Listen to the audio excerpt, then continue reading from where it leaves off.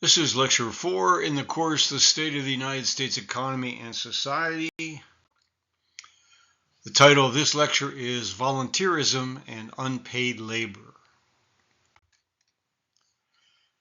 Every day, millions of people volunteer to produce goods and services vital to the U.S. economy. Millions more perform work in their own homes or for other family members that, if performed by others, would command cash wages.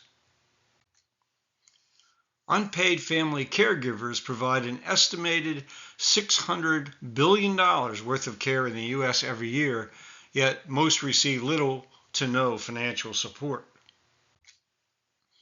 In 1972, two economists, William Nordhaus and James Tobin, developed an alternative to gross domestic product they called the measure of economic welfare. By this measure, the amount and value of non-market production comprised around 40% of conventionally measured economic output. Among all adults without children, women do twice as much housework as men, dedicating 11.7 hours per week to these tasks on average, compared to 5.8 hours for men. Women in midlife, age 45 to 54, without children at home, spend 2.7 times as much time on household labor as their male counterparts. According to available data, the average person spends around 50 hours per year volunteering their time to various organizations. The activity most frequently described by people who volunteer was the collecting and distributing of food.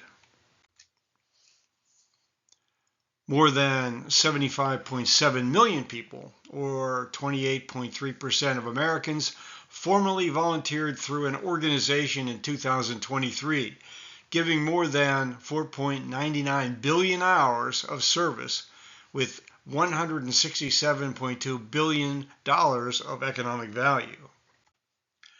Volunteering saw a continued increase during 2025, with formal participation rising to 28.3% and informal helping surpassing pre-pandemic levels.